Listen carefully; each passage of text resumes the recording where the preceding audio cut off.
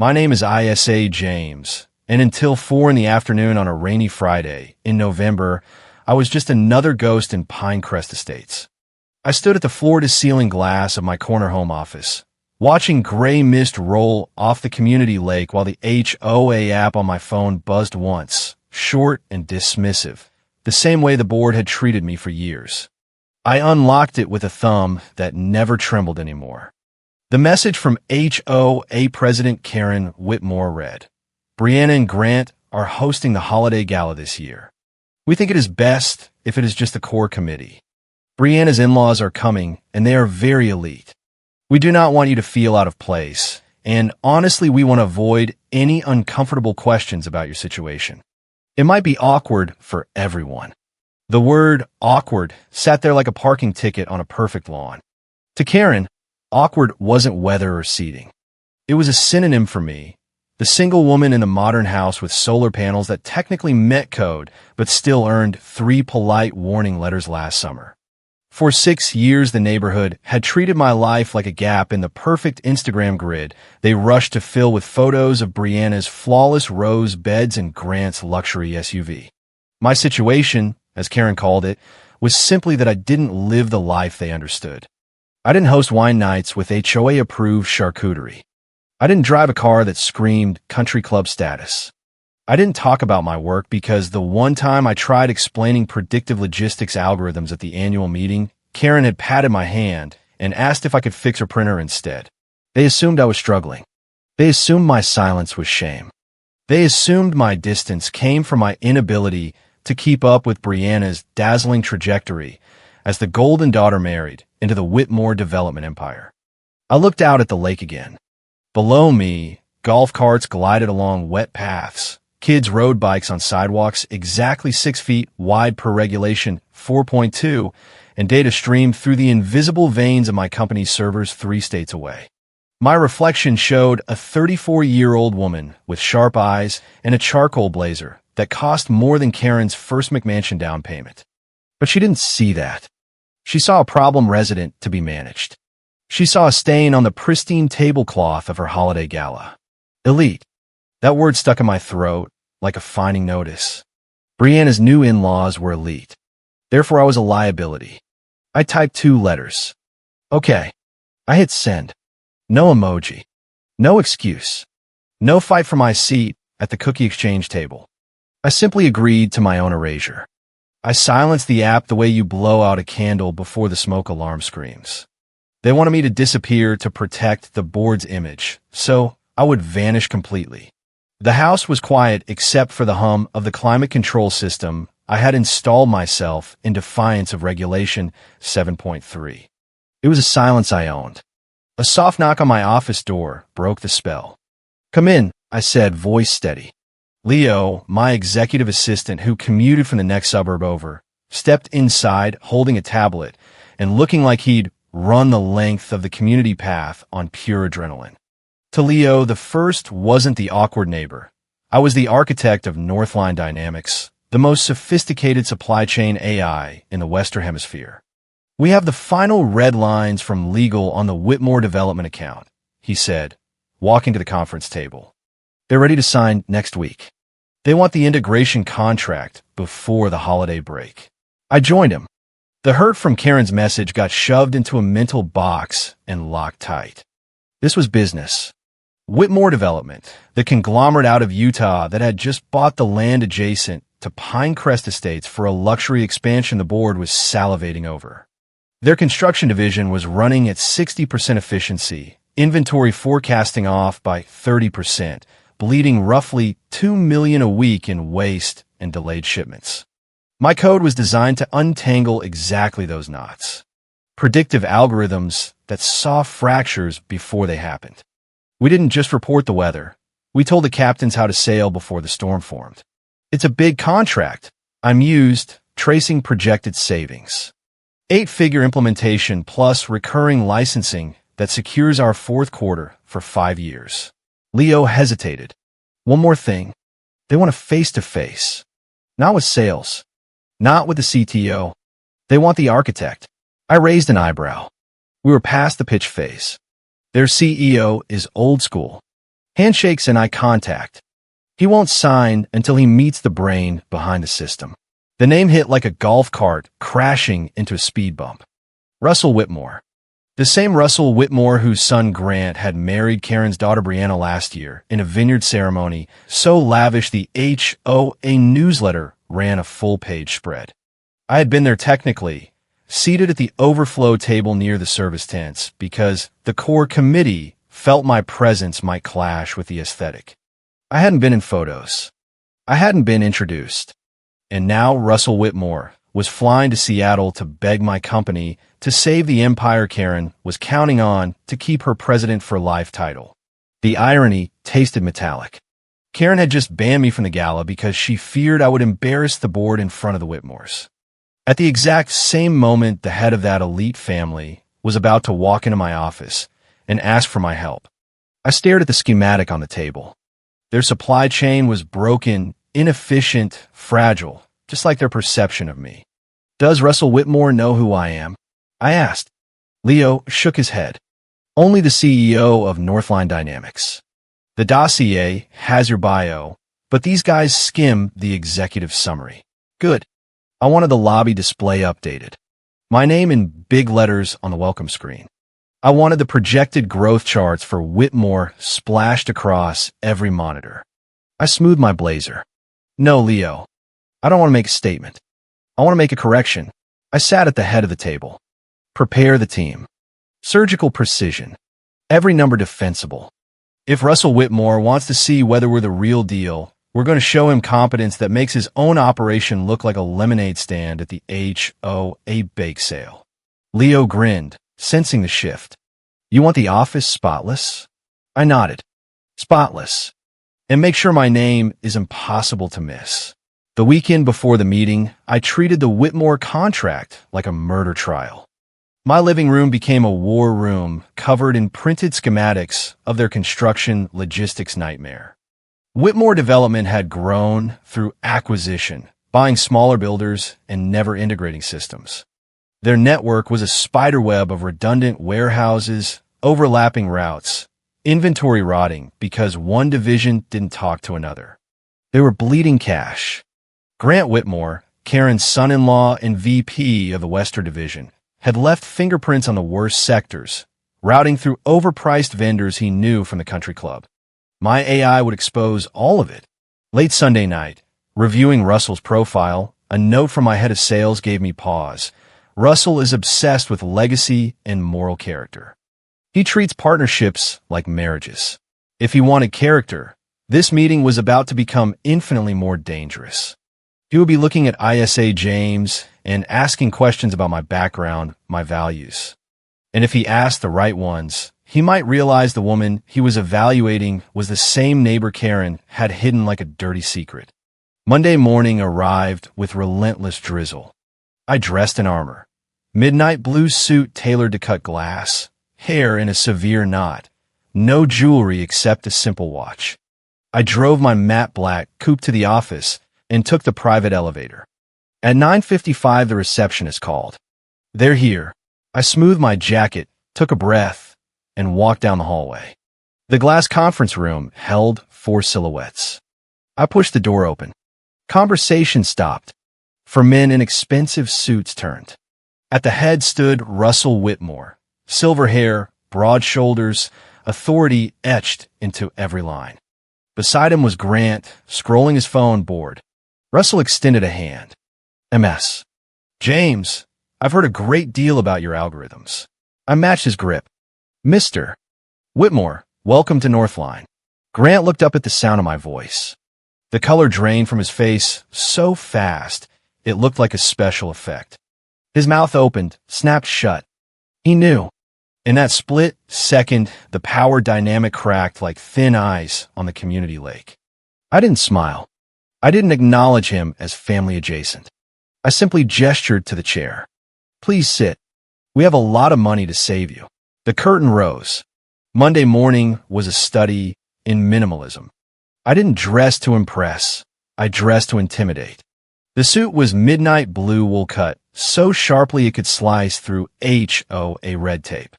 I stood in the foyer at 9:45 with my team assembled like a Praetorian guard. Marcus, the CFO, could spot a decimal error from across the room. Sarah, the CTO, had written the neural nets with me. David, the general counsel, turned sleepy until a contract appeared, then became a predator. None of them knew the Whitmores. To them, this was another conquest. The elevator chimed. They stepped out in a phalanx of wealth. Russell led, taking up space through sheer assumed right. Evelyn, beside him, removed designer sunglasses with practice flair.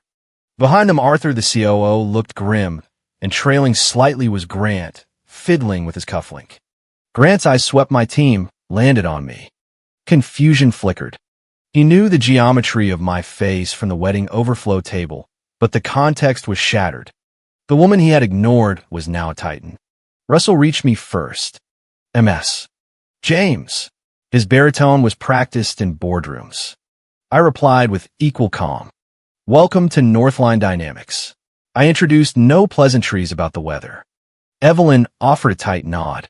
You have a beautiful office. Very focused. Thank you. We prefer to keep our focus on the work. Grant was staring again, head tilted like a dog hearing a whistle. He opened his mouth, closed it. The cognitive dissonance was delicious. Shall we? I asked, turning down the hallway lined with patents and data walls. The digital display shifted as we passed. The Forbes cover appeared 10 feet high. The Silent Architect. How AI is rewriting global logistics. My stark black and white portrait stared out. Evelyn froze mid-step. She looked at the screen, then at my profile. Recognition dawned. Russell stopped too. Evelyn. She tore her eyes away. I read that article, she said, voice slightly breathless. During due diligence. I didn't break stride. The journalist asked the right questions. She hurried to catch up, gaze glued to me. The gears were turning. She was putting it together faster than her son. But the social contract of the very rich forbade scenes in lobbies. She swallowed the question and clutched her handbag tighter. We reached the conference room suspended over the city. The table was polished concrete. No cookies, no cucumber water. Just tablets loaded with the proposal. I took the head chair. Russell sat to my right. Grant sat directly across in my line of sight. Rain lashed the glass. Russell cleared his throat. MS. James, your reputation precedes you. The work you did for the Hamburg Shipping Consortium was remarkable. 50 million, I corrected gently, and it was 2/4. Waste is a choice. We help you choose differently. Grant shifted. He picked up his tablet, but wasn't looking at it. He was staring at my hands. I have a nervous tic, tapping index finger against thumb when thinking. I was doing it now. The movement triggered recognition. It wasn't the face. It was the hand. He had seen it at the wedding. His face went slack. Blood drained. He looked at his father, happily reviewing the agenda, then at his mother staring at me, with tightness around her mouth. He couldn't hold it. Excuse me, Grant said, voice cracking. The professional atmosphere shattered. I stopped sorting papers. Yes, Mr. Whitmore. He pointed a shaking finger. You look exactly like Russell frowned. Grant, what is it? Grant ignored him. Do you have a sister? The room went dead silent. Marcus looked at me confused. I held Grant's gaze. Yes, I do. He swallowed hard. Is her name Brianna? Russell looked from son to me. Grant, what are you talking about? I leaned forward. Let the silence stretch. 1, 2, 3. Yes, I said, voice flat. Brianna is my sister. The words hung like smoke from a barbecue grill that violated Regulation 12.1. Russell's head snapped toward me. Evelyn gasped. Grant let out a half laugh, half choke. I knew it. You were at the wedding. Table 42, next to the kitchen. I confirmed it calmly. Evelyn put a hand to her chest. Oh my God. You're the one they said was. She stopped. I finished for her. Doing something with computers? The awkward one. Evelyn turned deep red. Russell looked lost. Brianna's sister? Why didn't anyone tell us? Grant looked like he wanted to crawl under the concrete. I didn't know, Dad. Brianna just said her sister worked in tech. I thought Geek Squad or something. He looked at me pleading. Nobody introduced us properly. No, I said. They didn't. I stood, walked to the window, turned my back for a moment, letting them stew. Karen's email flashed in my mind. Don't come to the gala. It might be awkward. I faced them again. Now that we've established my lineage, shall we discuss why your supply chain has lost $200,000 since you walked into this building? Grant looked sick. Evelyn looked like she'd seen a ghost. Russell looked at me with new calculation. It was no longer a negotiation. It was a minefield. The silence was physical. Grant slumped, mortification cycling through his eyes. He was remembering walking past my table at the wedding, never once asking who the woman by the kitchen was. I had never mattered. Until now. I let the moment stretch, then launched into the presentation with clinical brutality. Numbers, projections, savings. Every slide a scalpel. Russell listened, but his eyes kept flicking between me and Grant. The air had changed. By the time we broke for lunch, the contract was signed in principle. Russell asked for a private word. ISA, he said once the room cleared, using my first name for the first time, I have a policy. I don't do business with strangers. And after today, I feel like I don't know who I'm dealing with on the HOA side either. He looked at Grant. My son-in-law's mother-in-law has been running that board like her personal kingdom. She sent that exclusion email, didn't she? I didn't confirm or deny. Russell smiled, shark-like. I want to stress test character. I'm hosting a small dinner Tuesday at the Avery. Neutral ground. Your parents, wait, your HOA family will be there. Brianna, Grant, the whole board clique. I want them to sit across from you without the masks. Will you come? I thought of Karen's email. The years of fines for my non-compliant holiday lights, the whispered campaigns that I was bringing down property values. I thought of the digital display in my lobby with my name blazing. Yes, I said. I'll be there. The anomaly in Karen's email was a splinter festering in my mind.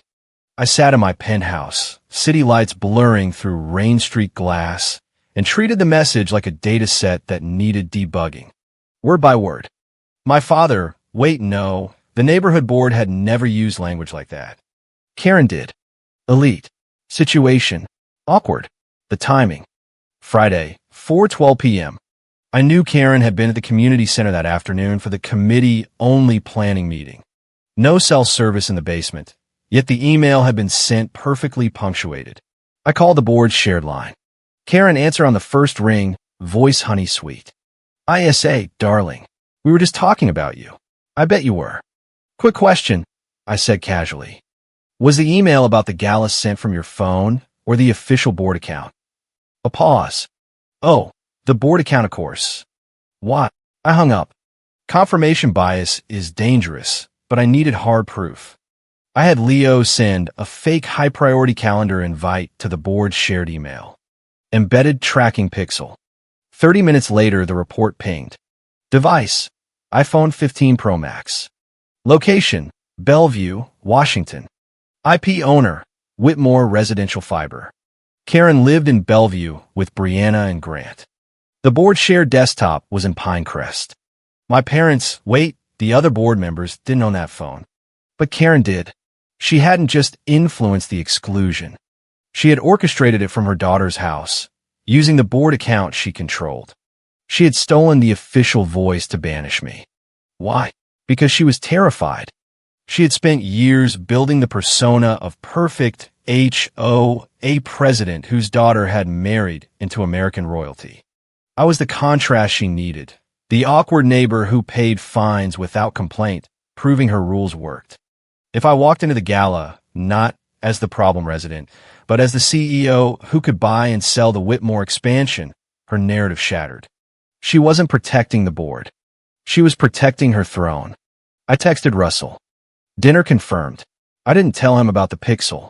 I would let Karen walk into the Avery, believing she was safe. Let her unfold her napkin and smile that curated smile. Then the truth would walk through the door. The private dining room at the Avery was dark mahogany and heavy velvet, the kind of place where HOA covenants were rewritten and careers ended. I arrived 15 minutes early through the service entrance. Russell had arranged seating with military precision. I sat with my back to the drapes, facing the double doors, sparkling water in hand. My heart hammered, but my hands were steady. I had negotiated with worse than Karen's. At 7 sharp, the doors opened. The board clique filed in first, my neighbors dressed in their Sunday best, terrified to impress. Karen entered last, emerald silk dress costing more than most annual dues. Hair perfect, smile camera ready. The moment her eyes landed on me, the smile fractured. Calculation flashed. She assessed exit routes. Russell stepped in from the terrace with Evelyn and Grant. Everyone, please sit. We have a lot to get through before appetizers. Karen's husband looked at me. ISA, what are you doing here? Before I could answer, Russell shook hands warmly. We work with ISA. Northline Dynamics is handling the entire logistics integration for our Pinecrest expansion. Massive project. ISA is the lead. The silence could have crushed bones. Karen blinked. You work with her? Russell unfolded his napkin. She just signed a $12 million contract. She isn't fixing printers. She's saving our company. Karen's knuckles whitened on her water glass. I said nothing. I watched reality collide with 6 years of fines and whispers. Russell didn't let them recover. We're not here to talk contracts. I have a policy. I don't do business with strangers. And after this week, I feel like I don't know who I'm dealing with. Evelyn turned to Karen with poisonous sweetness. Karen, darling, when you told the board last week that ISA was awkward and her situation difficult, what exactly did you mean? Karen flushed blotchy red. She's very introverted. We didn't want her overwhelmed. Evelyn repeated the word like a weapon. Overwhelmed? She walked into our boardroom and tore our strategy apart in 20 minutes. She seemed like the smartest person in the building. Karen's husband tried to intervene. It's just a misunderstanding. We love having ISA in the neighborhood. We just know she doesn't like big crowds. Russell cut him off. A misunderstanding doesn't type an official board email telling a homeowner she isn't welcome at the gala because the guests are elite. Karen finally spoke, voice steady but tremor underneath. We were trying to spare her feelings. ISA lives a very different life. She's private. She never tells us anything. She looked at me, eyes wet with fake sincerity. You know that, right? We just didn't want you pressured. I picked up my glass, took a sip, set it down gently. You never asked, I said quietly. The acoustics carried every syllable. You assumed I was small because it made you feel big. Karen's jaw tightened. That's not fair. I turned to the board. You sent me an email Friday. You told me not to come because the Whitmores are elite. I reached into my bag, placed a single sheet on the spinning center of the table, rotated it until it faced Karen. The log of the board email side by side with a tracking report. The board account was accessed from your iPhone in Bellevue at 4:12 p.m. Friday. You were at the planning meeting. No service in the basement. Yet the email was sent perfectly. You don't use words like elite in board minutes. You call people fancy. You have never used elite in your life. The room was so quiet I could hear the wine fridge hum. So I have a question, I said, leaning back. Who was holding the official board phone Friday afternoon? Karen stared at the paper. The mask slipped. Pure hatred shone through. She slammed her hand on the table. Fine. Yes, I wrote it. Are you happy? Her chest heaved. I did it because I had to. Do you have any idea how hard I've worked to keep this neighborhood perfect? To fit into this world? She gestured at the Whitmores. I spent every day making sure everything is right. The right lights, the right lawns, the right people. And you're this wild card with your modern house and your quiet attitude acting like you're too good for the rules. I didn't want you there ruining it for the Whitmores. I didn't want them to look at you and think that's the stock we come from. Tears streamed, angry and selfish.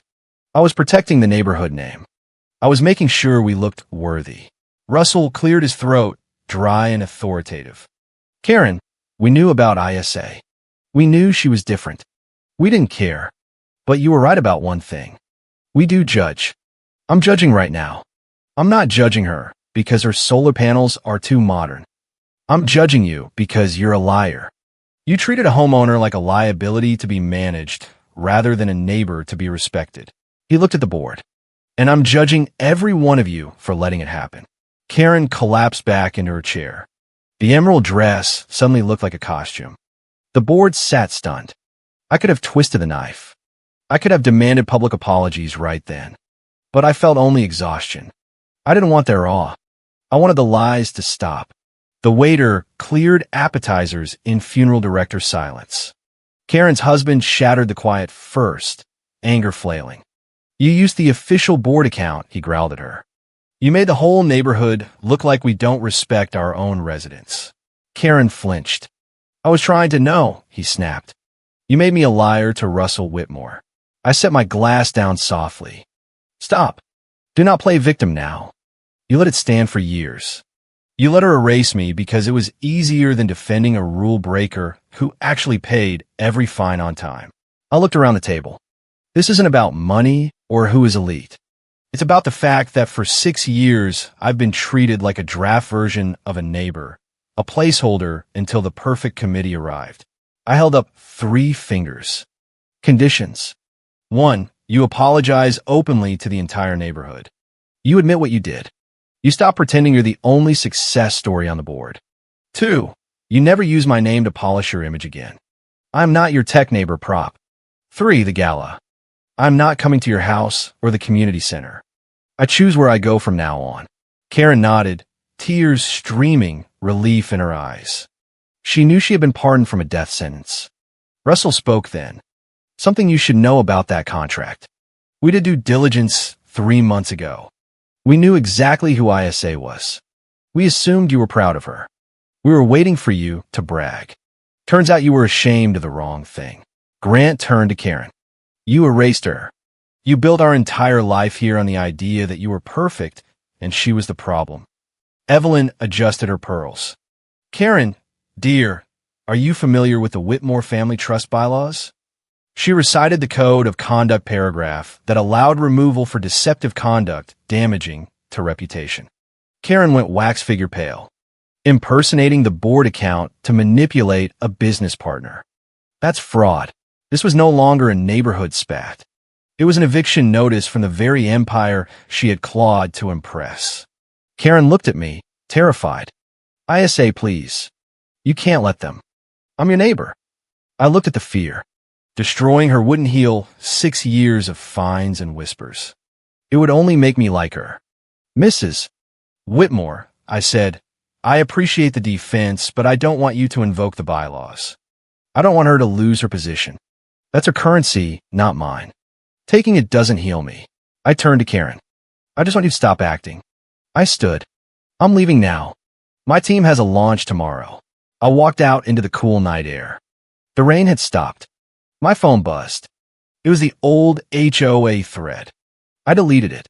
The silence no longer felt like rejection. It felt like freedom.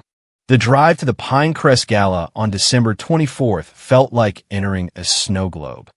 I arrive in my actual convoy of black SUVs with my real team.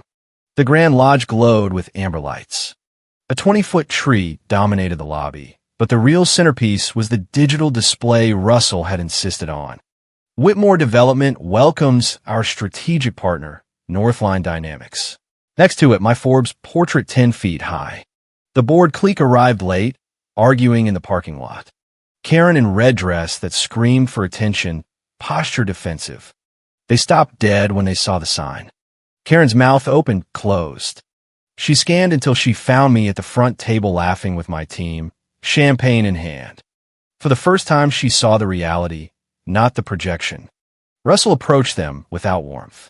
You made it. He seated them directly in my line of sight. He tapped the microphone. Tonight is about partnership. But before we sign, I want to address something personal. He gestured to the board. We talk about legacy in this neighborhood. Legacy is truth. Frank, Karen's husband, would you stand? Karen's husband stood, small in his suit. Russell continued. You let an email go out telling a homeowner she wasn't welcome because the guests were elite. Look at this room. Look at your neighbor sitting there with the team she built. What do you want to say to her? He confessed, voice cracking. I was scared. I let Karen send that email because I felt small. These Whitmores, there's so much. I thought if ISA didn't fit in, I wouldn't fit in. I treated her life like a scoreboard. I'm sorry. Karen stood next, legs shaky. I wanted to be the only one, she admitted, voice thin. I was jealous. I needed everyone to like me. I viewed ISA as a risk to my image. I tried to hide her. All eyes turned to me. I stood. I'm not going to hug you. And I'm not going to say it's okay. Because it wasn't. You made me feel like an outsider in my own neighborhood for 6 years. But I don't want to be the reason you lose your position. If you continue to tell the truth, if you stop acting and start respecting every resident equally, then I will give you a chance. Russell signed the document. It is done. The partnership is official. He raised his glass. To the truth. Because until today you treated ISA like she was weak. That was not elite. That was cheap. And we don't do cheap at Whitmore Development. I ate my main course, spoke to investors, accepted congratulations. At 9:30, I signaled my team. We stood. Karen looked up startled. You're leaving? Yes, I said. Global logistics doesn't stop for Christmas. I walked past her. She whispered, Merry Christmas, ISA. I paused. Merry Christmas, Karen. Outside the snow fell soft and silent. My phone buzzed one last time. The old HOA thread. I deleted it forever. In the SUV, Marcus asked, Where to, boss? Home, I said. As we drove away, I realized Karen's email had been right all along. I shouldn't have gone to their gala. Because I had finally found my own. The neighborhood changed after that night. The board passed new transparency rules. Fines became fair. Karen stepped down quietly before the next election. Brianna and Grant sold the Bellevue house and moved to a smaller place without a view of the lake. Russell made sure the expansion project credited Northline publicly. My solar panel stayed. My modern house stayed. And every December, the digital display in the lobby still shows my portrait next to the community tree. No one calls me awkward anymore. They call me neighbor. And that, more than any contract, is the real victory. Thank you for listening to this HOA Karen story. It's been a long journey from quiet fines to spotlight justice, and I appreciate you walking it with me. Drop a comment where you're watching from, commute, gym, or relaxing at home. If you loved seeing the Karen exposed and the power reversal, smash that like button, subscribe for more Homeowners Association revenge tales, and hit the notification bell so you never miss when another neighborhood tyrant gets what they deserve. Until next time, remember, know your worth, pay your dues, but never let anyone edit you out of your own street.